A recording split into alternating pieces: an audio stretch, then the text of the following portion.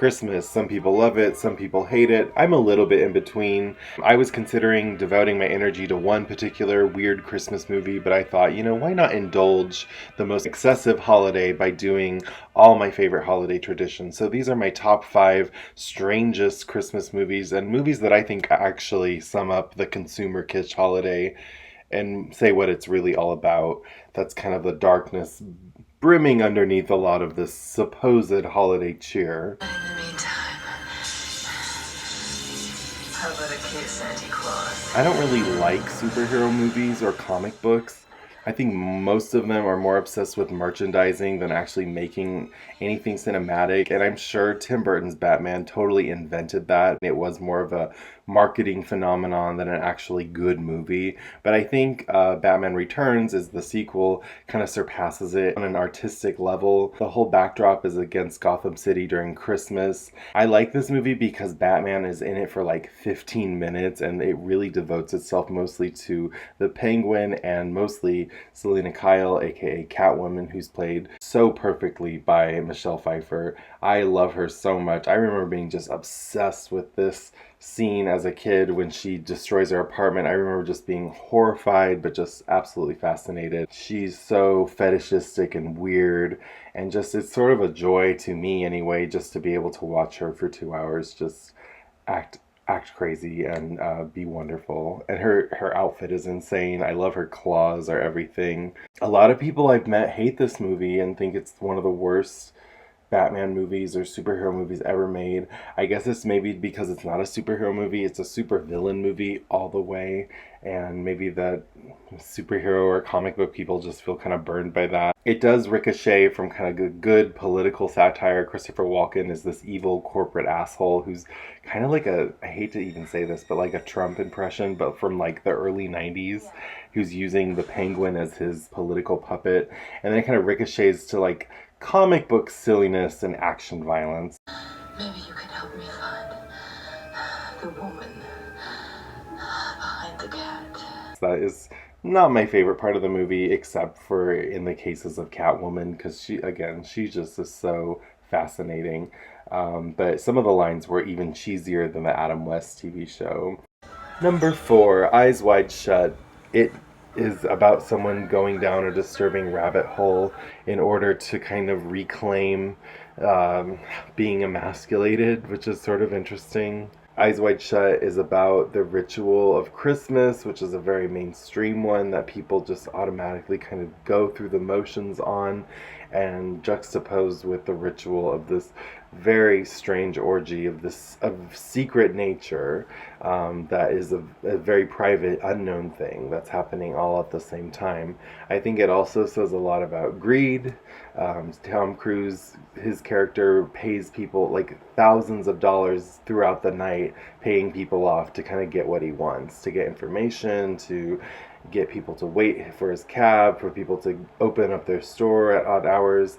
So that's a very kind of cold message, I feel like, about the holidays. Like, he does all this stuff, he spends all this money, and he literally has no kind of enlightenment, I don't think. He seems really more empty and confused and darkened by the end. So Eyes Wide Shut is a great movie. I recommend it. It's one of the weirdest Christmas movies. You almost forget that it's about Christmas because it's just so dark. It is a very disturbing film with the backdrop of Christmas. There's Christmas trees in literally every single scene except for the infamous orgy. I don't think it's very erotic at all, even though there's quite a bit of nudity. It's more unsettling. There's nothing really joyous about the orgy. It's very ritualistic and creepy. People are being banal about kind of its unusual excess. Like, they're acting like everything is not really that big of a deal, even though what we're seeing is extremely disturbing. Number 3, Christmas Evil, or as it's also known, You Better Watch Out. This one is so weird. It's known as one of John Waters' favorite movies. It's deep, dark, dank, and hilarious. I think the director said he was really influenced by Fassbender films, so there is a sort of it borderlines on this art house exploitation look. Basically, it's about this guy that is obsessed with Santa Claus, and he tries to pass as Santa. So he's like a secret drag queen of Santa all year round. Like, no one really knows. He just dresses up like him at home. And then this Christmas, he's like, okay, I'm coming out and everyone's gonna see me. But he also is psychotic and hates when people are naughty. So this is what I love about this movie. It's not just he randomly kills people like other Christmas slasher movies. He kills people who don't like Christmas or don't respect Santa Claus and Santa Claus's rules. If you love Santa and you love Christmas, he won't smother you with a present bundle. So I think that's a very interesting message. And again, it's kind of a grindhouse movie. The director said it played at 42nd Street in New York for like 10 years in a row. With a full ad campaign, and that audiences liked the movie until the very end. That's very surreal, and he said people would boo and throw their drinks at the screen and popcorn boxes because I guess grindhouse audiences back then, not like the ones today that are like ironic, they had no irony and they did not want anything surreal or ironic happening in those kind of movies. Ho, ho, ho, shit. Santa, please. Number 2, Black Christmas. This is absolutely one of my favorite horror movies ever. I remember being so much more frightened by this film than any other horror film I'd ever seen, compared to like Friday the 13th or Nightmare on Elm Street. I just thought this one was really chilling, and it virtually has no gore. And supposedly John Carpenter loved this movie so much, he even called Bob Clark or talked to him about how he made the film as a preliminary to Halloween, which is a much more well-known holiday horror film. Halloween has more suspense. Black Christmas has way more atmosphere. When it says Black Christmas, there is such a great use of negative space and just blackness in this movie, and it really is a chilling, it makes you feel like a real cold winter. That's how winter is. You're at home, you're bundled up, and everything is very dark, and it can be kind of sinister. You can understand why people get that seasonal depression. It's very terrifying. It's about this group of sorority girls who is stalked by someone, and he calls them over the phone and does this really horrifying impression of his home life, his family life. So he kind of does a voice of the dad, a voice of the mom, a voice of his sister, and his own voice, and it's this just demented rigmarole over the phone, and it's very sexual and crude. Olivia Hussey adds a lot of style and class to it, and I love this movie too because all of the people in it are so sympathetic. I think so many slasher movies in particular, the characters are so annoying or unrelatable that you're just like, oh my god, if they, you wait for that special effects reel where they get disemboweled because you're just like, I don't want to see this person on the screen anymore. By the end of Black Christmas, it's getting scarier and scarier just because there has been so much character development. It hasn't just been, hacking away at young co-eds the whole time. This movie doesn't make your skin crawl. It's on too tight.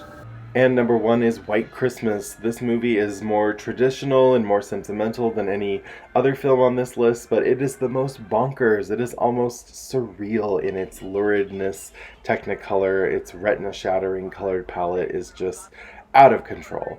And it's so funny. I love this movie because it's hardly about Christmas. It's called White Christmas, but except for the very first 5 minutes and the last 4 minutes of the movie, those are the only parts about Christmas. Everything else in between is more about the behind the scenes of show business and this Vermont lodge that these people are at. And actually, if you want to say this movie is about one thing, it's snow. These people are obsessed with snow. They don't even care about Christmas. They are obsessed with snow for some reason. We never really learn why. It's just kind of in the musical, it's in the songbook, but there are so many weird musical numbers in this movie.